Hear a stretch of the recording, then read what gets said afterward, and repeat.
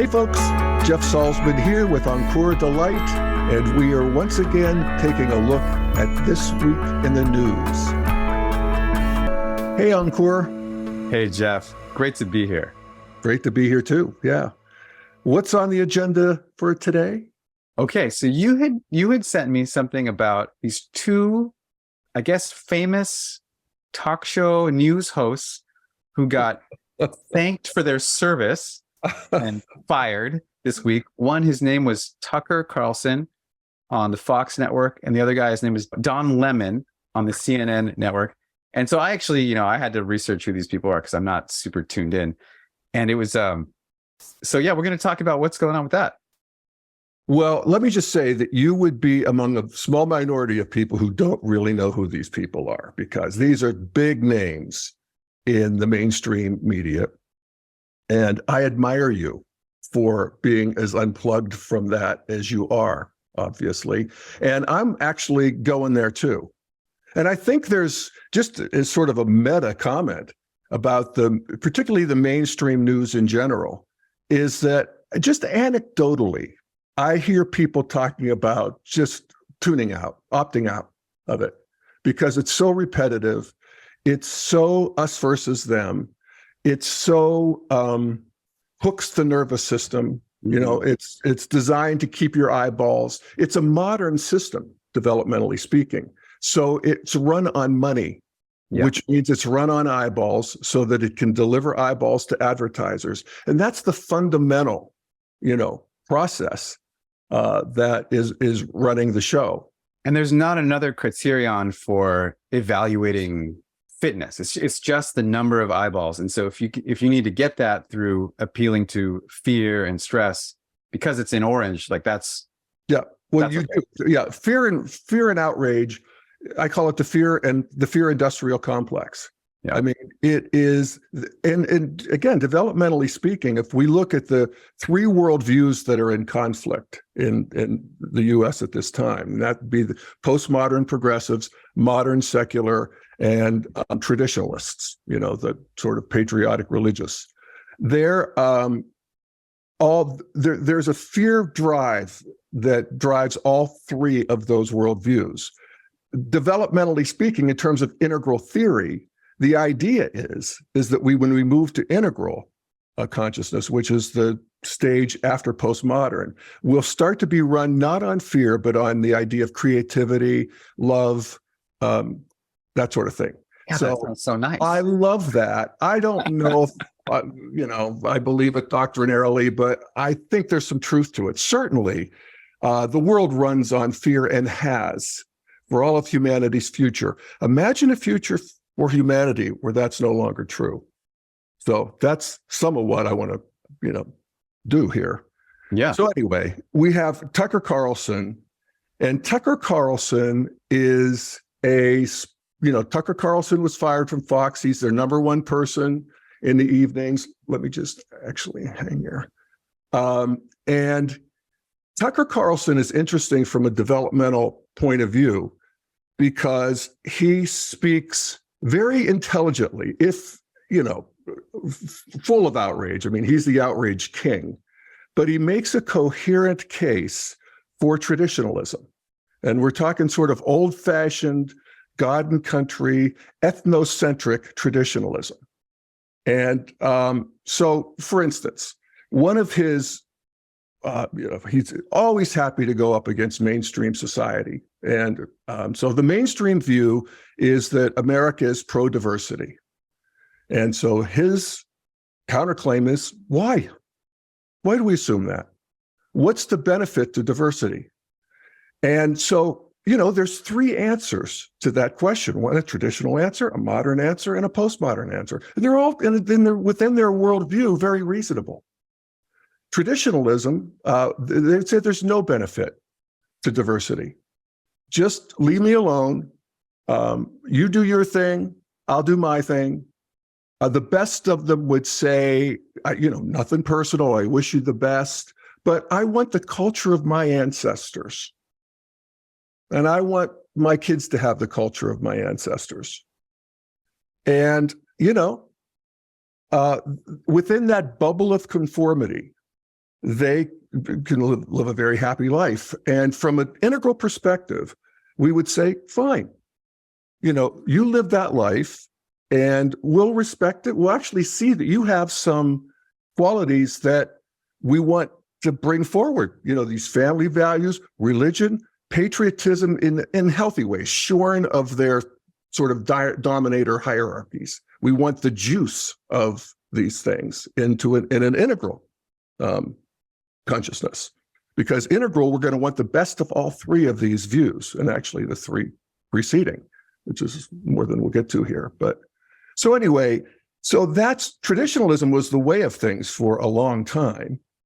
There's still, 30% of the population, their hearts are there. In some ways, 50% would choose that over the alternative in a binary system. And that's why we see, the elections are often very close to 50-50 in this country. But the next stage consists of people who got bored with that. They didn't want the conformity. They actually took 8th grade science class literally, like I did. It's like I lost my religion in about 3 months, when I had science class. So go on. Okay. Yeah. So I have a little problem, and I try not to have problems with traditionalism. I've worked on this for a long time, and there's a lot that I value and I respect and I learn. But there's a little problem with the traditionalist mindset in the modern state, which is that all the brown people here or not all of them, I guess, but many of the brown people here were born here and have rights or have become naturalized citizens. So you can't just get rid of them. Mm-hmm. Like in this fantasy of like, hey, I just want to be ethnocentric and teach my kids my traditions or whatever. Like, you could do that in your community and you could only hang out with the white people, and that's cool if you want, whatever. But you can't actually remove all the other people now, which is what a lot of the policy is kind of directed towards that. So how do we integrate? And it's just from a practical point of view. Well, that's what modernity does in a way. So modernity comes along and says, if we're going to create a more complex system, and that's what evolution's always trying to do, is create something that is going to contain more, in terms of human evolution. We're going to have to create a system where that can't happen. You can't just be the only game in town. You can't win it all, because real traditional, it's winner take all. That's a lot of human history until modern systems came over. And then modern system says, we're going to accommodate both. And nobody gets to win. And I can still have my traditional values, but I'm not going to force them on you. And that's where, most people are. There's an extreme, and Tucker Carlson, in a way, speaks code to the most extreme, of the conservatives, with the word replacement, that they're trying to replace us. He has the point in the sense that one of the sort of catechisms of the progressive media and progressive thinking has been that we will be a majority minority country. I've always thought that was a good thing. Most people think that's a good thing. That's not a good thing for people who are real traditionalists, and in their hearts, they don't want to give up that power.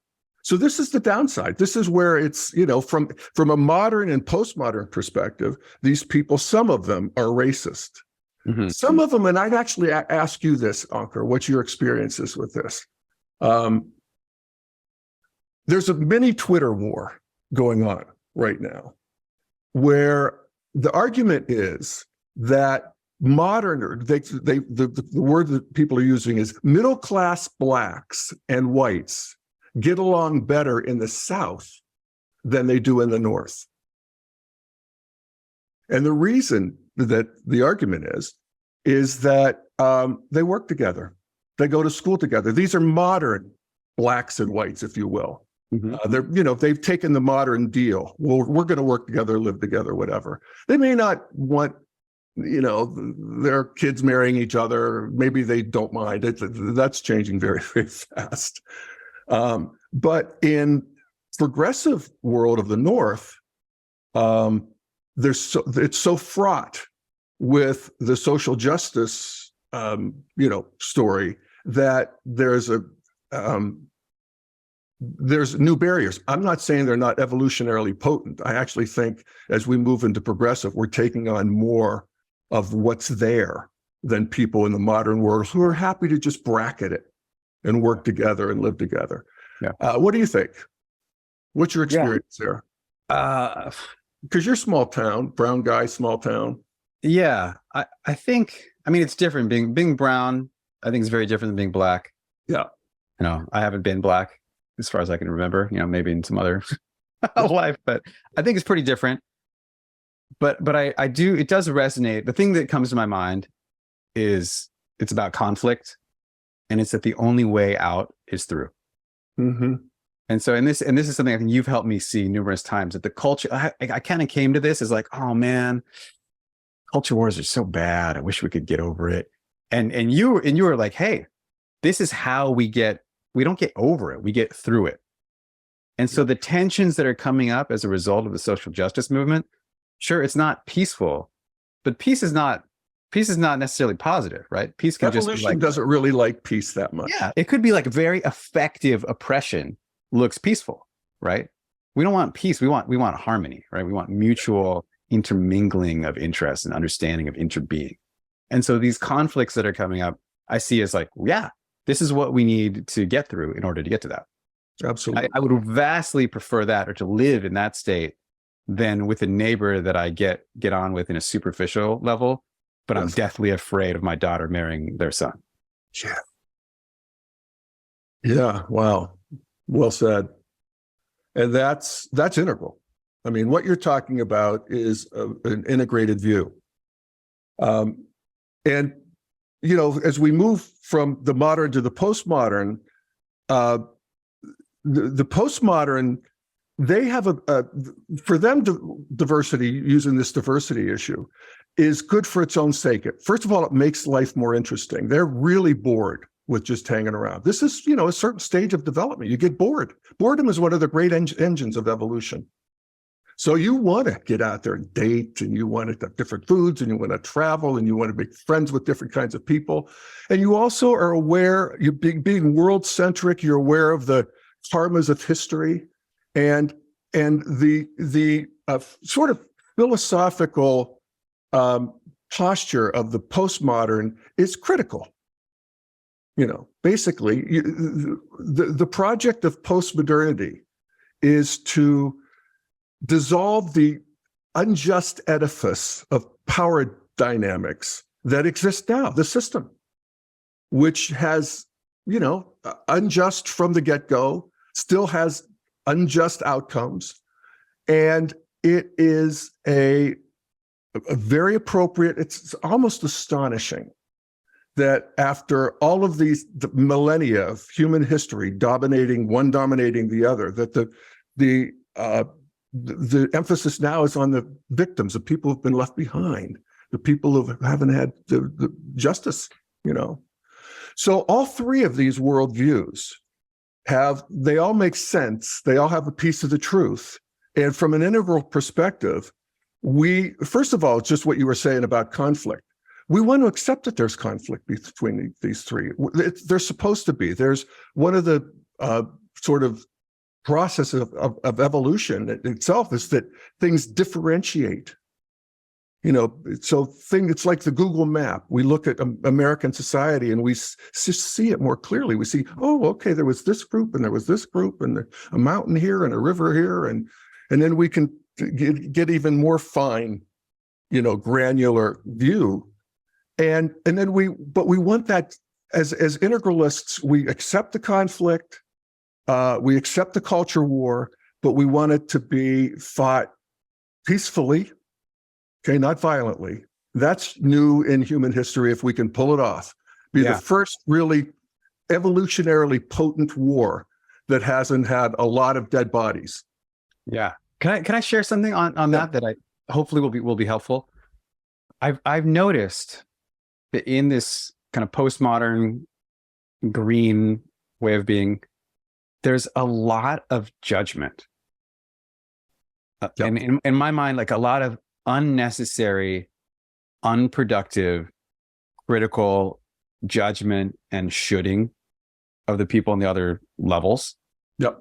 And I think it's connected. Here's my hypothesis. I think it's because in the postmodernity, there's a lack of, there can often be, not always, there can often be a lack of connection with the mystery and the divine. And so it's hard to have faith. But I just want to tell these people, including you and me, that it's just so inevitable that they're going to win. That you can relax. And I think that level of like stress and like desire to end racism leads to this judgment, where if there was just more just like faith that, dude, racism, the days are just numbered. Like just interracial marriage, it's destroying. There's just that like alone. There's not going to be, I mean, race is social construct, blah, blah, blah. It's all probably true, but it's not even going to be relevant in a couple 100 years because everyone is just going to be some flavor of brown. And so they can just relax in that and not have to be so judgmental and just, like sit down, like smoke their cigarette and be like, yeah, it's happening. Yeah. That's a message that I hope is relaxing for your listeners. Yes, absolutely. And really, all three of these worldviews think that they're the only one that's right and that the other ones are wrong. So, they all really would be most happy to have the other ones just sort of go away. Yeah. I mean, not really if they thought about it. I mean, nobody wants modernity really to go away because modernity provides us this prosperous, peaceful structure where we can have these kinds of fights. And so we are. And Tucker Carlson is one of the, he was one of the most successful proponents of that traditional worldview. And it's not just with diversity, it's with things like Russia. He did plenty of criticism. I have a hard time watching Tucker, so I haven't watched him that much, but I've watched clips because I have a natural revulsion. Everything, I have a postmodern strata, I have a modern, I have a traditional strata.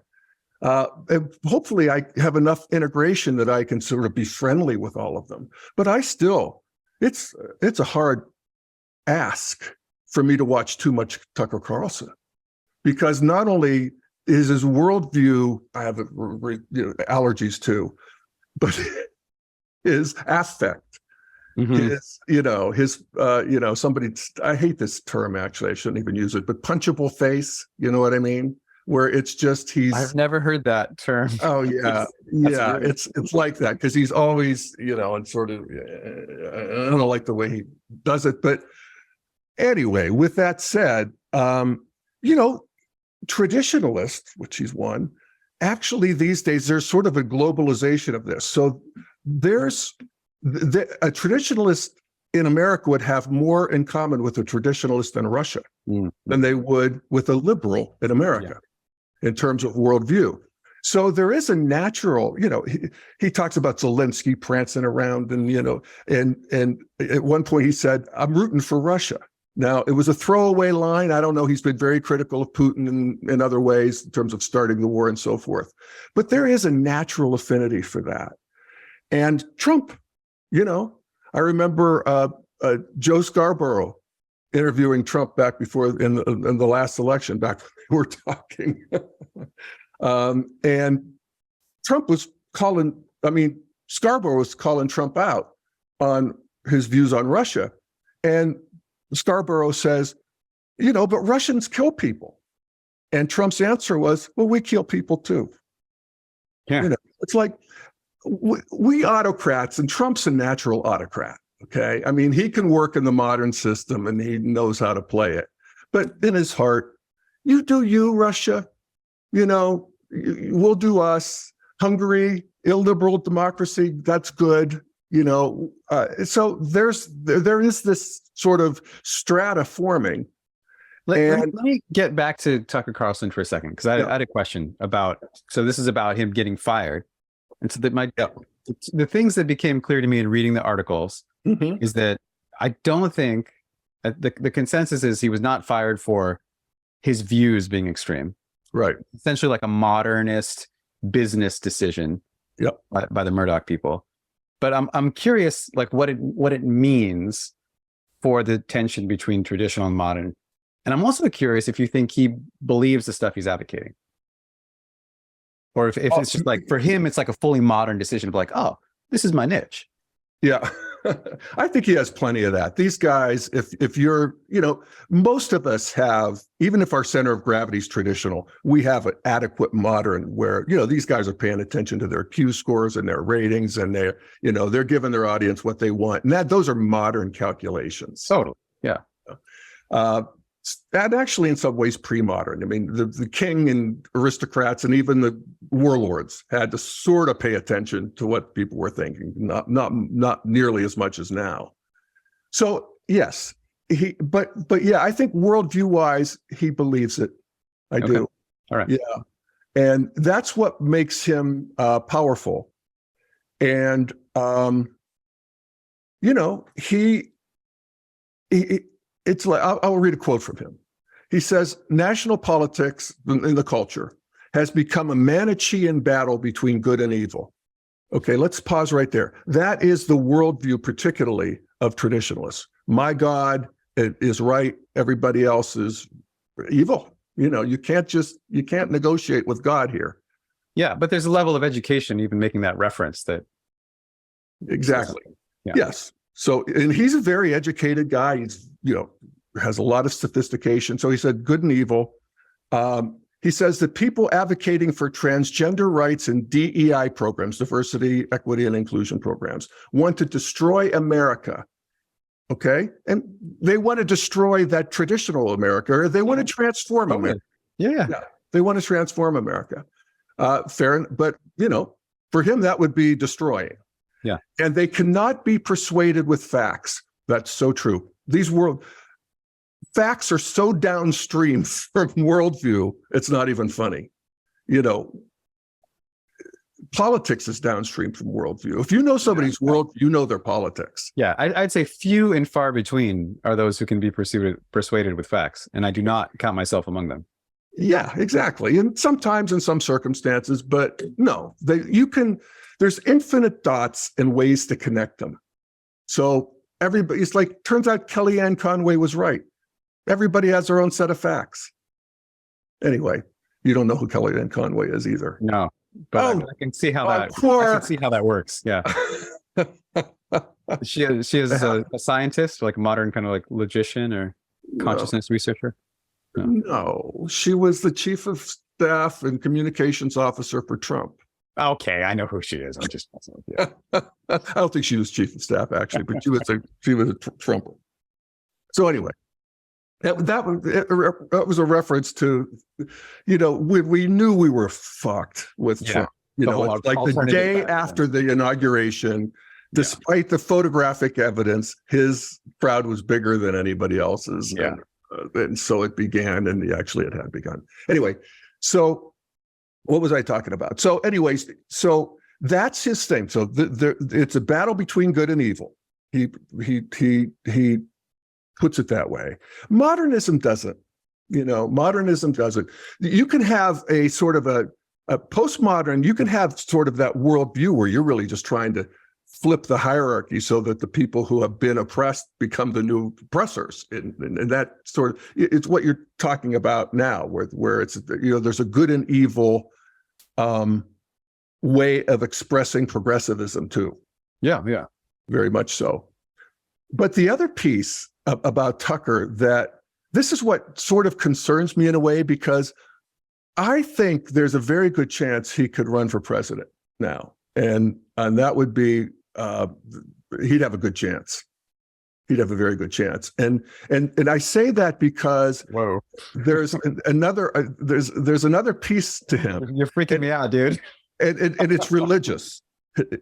And So he talks about these people who can't be persuaded by facts. And then here's what he says. He says, we should say that they can't be persuaded and stop engaging in these totally fraudulent debates. I've tried. It doesn't work. He says the answer was prayer. Okay. I've concluded it might be worth taking just 10 minutes out of your busy schedule to say a prayer for the future, and I hope you will. Okay. And this is from a Vanity Fair article where they concluded that this prayer stuff freaks the Murdochs out. They're secular modernists. They're the ones who really are. You talked about modernists will say, this is my audience. I can exploit them, whatever. So they don't like this prayer stuff either. And Vanity Fair just ran an article arguing that that was the real key to why Tucker Carlson was fired. I don't know. But I will say that to the degree that he believes that, and I think he does, then he may see this firing as just, at that stage, you see everything is divinely ordained, really. Yeah. So it's divinely ordained so that he can be free and run for president. And he's already said, it's come out that in his tweets that he hates Trump passionately. I mean, he could just really just go at Trump with all of Trump's actual vulnerabilities, which is that he's crazy and a malignant narcissist, and that he's a liar, and all of the things that, Tucker Carlson said behind the scenes, a demonic force, he called him, So if he wanted to go with that and really out-Trump Trump, I think he'd have a very good chance because he is very, very articulate. So, he's mediagenic. He's grown up through the media. He knows how to do this. So that's, or the other thing is he could take the same road that the two big personalities that Fox has fired before, Bill O'Reilly and Glenn Beck. They diminished, and Megyn Kelly, they all have podcasts now, which is, I'm pro podcast, and they have, big audiences compared to the Daily Evolver. But it's not 8:00 p.m. on Fox News. Yeah. And so either of these things could happen. He could go to Newsmax, which is the new, media outlet that is even further right than, or more traditionalist, if you will, than Fox. But we'll see. Okay. Well, that's sobering. What's up with Don Lemon? Oh yeah, Don Lemon. Yeah, so that comes out like an hour after the Tucker Carlson. And Don Lemon's a big star over on CNN. He's been at MSNBC, I believe. But Don Lemon's interesting, black guy. And he part of his problem was, he's a modern black guy. He grew up middle class. He was doted on by his mother and aunts and so forth, and went to good schools and was always an achiever. And that's sort of, characteristic of the modern people in any race or culture. That's one of the great things about modernity. It can accommodate race and culture and religion and everything, because everybody agrees, let's just, not accentuate that, and we'll just make things like the modern people. Yeah, make rockets. Exactly. Yes. So he, in fact, he at one time described himself as having been preppy, and of course, preppy now to any kind of self-respecting green postmodern progressive would be acting white, and so he criticized early in his career. He criticized black young men for wearing baggy pants. Yeah, and he just has that streak in him that it comes out. He was talking to one of Bill Cosby's rape victims and said, well, you could have bit him. You could have stopped the rape. And then this last one, this was the straw that broke the camel's back, I think, was when he described Nikki Haley, who is a Republican running for the nomination against Trump. He described her as being past her prime because, we all know that women, their prime is the 20s, 30s, and 40s kind of thing. And and that's now. This was like 3 weeks ago. Wow. Yeah. Funny. It's like, so this keeps erupting, and he's moved to the left. You know, he has that sort of sensitivity, and he was arguing with somebody, don't tell me as a black man. That's the kind of thing you wouldn't have heard from Don Lemon earlier in his career. But it's not been enough. And so, and also I think, you know, bottom line for CNN, his show wasn't working. It was tanking. Yeah. I mean, to me, it almost seems like the political dimension of this is a very society of the spectacle. And they're just looking for money and ratings, both of these organizations. And at some point in their cost benefit analysis, these people are liabilities. Yeah. They're like, he's like losing us market share instead of gaining. So off with his That's head. right. That's right.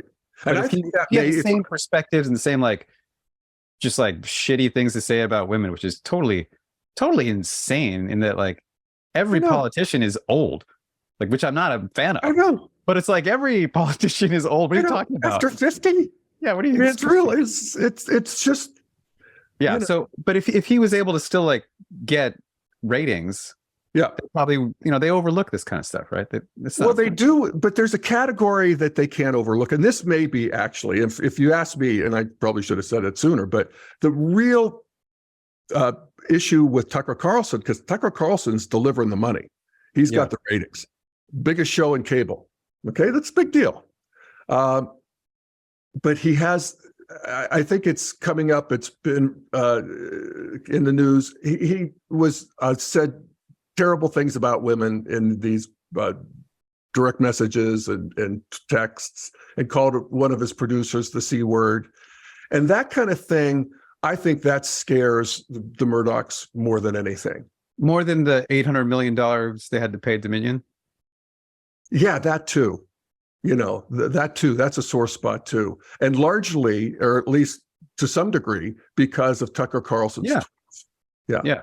Where he said that he hated Trump, and he knew that Sidney Powell was lying, and all that sort of thing. So yeah, that's smarts too. And they've done it before. They fired O'Reilly, they fired Glenn Beck, and they're no problem. They can replace him. So I think that was plenty of really loud, bombastic white guys out there who are willing to take that spot. Totally. And even better would be to find one of color who can actually say that point of view, because then that gives them extra cover. And again, traditionalists can sort of listen to other traditionalists without, and they can sort of make their own sort of piece around that. Yeah. So anyway, that is the downside of the modern media system, is that, money really in eyeballs is the real product. And, I do want to say, as I criticize that system, that it's better than the previous system, which was whatever the king said. Was news. Or important to have that context. Yeah, exactly. And that there's the postmodern media world is social media, where everybody gets a microphone and everybody's in the game. And money still, it includes the money piece, but it transcends it. And there's problems with that too. Yeah, I mean, that seems welcome to human communication. It's really bad because there's no sense of truth. Yeah, right. So that's the critique of social media. And also the upside of social media is it connects people all over the world in ways that are just hard to overestimate. And is a potent force for the evolution of consciousness. But it's going to come with its downside. And, I think we talked about this before. If we had known the downsides of social media 25 years ago, we might have changed the algorithms. But live and learn. So these three worldviews all have their means of communication and their the physics behind them. Okay, so maybe if we can tie this up, I don't know, maybe that's not even possible. But I always want two things. I always want is resolution and positivity, and I don't always get those, and especially in this investigation of the news, I may never get those. But what does this mean for the journey towards teal that we're all on. Yeah. Yeah. Well, I think, there's a lot of evolutionary potency in really all of this, because it's all out in the open and everybody gets to see it. And I think that one of the things that is becoming clear, again, this is more anecdotally, is that people are tuning out in a way. That's actually evolutionary progress. That sort of money machine won't work as well once people get bored with it and sort of hip to it. And that, it's really, I felt this the other day, Ankur. I hadn't watched the news because I was bored. I checked the headlines. Nothing's going to get by me. I can do it, in 5 minutes on the internet. But I didn't want to hear this grinding over and over and over again. So I spent most of my life reading the paper first thing in the morning, and watching the morning news shows and so forth. So I turn on Morning Joe, and I generally will watch a little Morning Joe, a little Fox News, just to sort of keep in touch with both. And it felt, having not done it for like a week, I'd done some traveling. It felt like poison.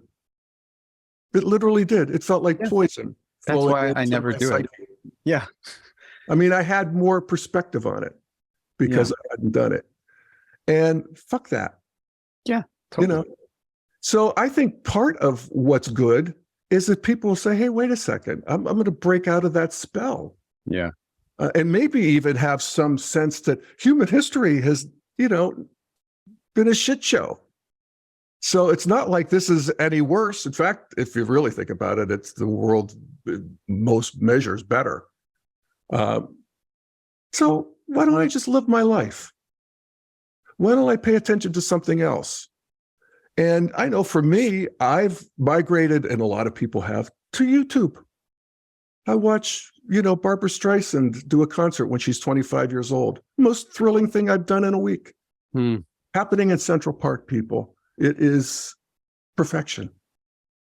So it's on YouTube. Everything's on YouTube. I watched how they built the boats in the 17th century the other day. I watched the history of the Neanderthals. There's, to the degree that I want to be in front of a screen, there's plenty that isn't about, okay, Trump's car is pulled up now to the courthouse, and I think we can get a glimpse of him. And he looks puke. Totally. So I think that's the good news. And also that we'll have, to the degree that we as integralists, integral practitioners, can see all three of these worldviews, and they're all mixed up too. There's all online at the same time within a lot of us. Yeah. They're all online in the culture. That's new in human history, that we have many worldviews online at the same time.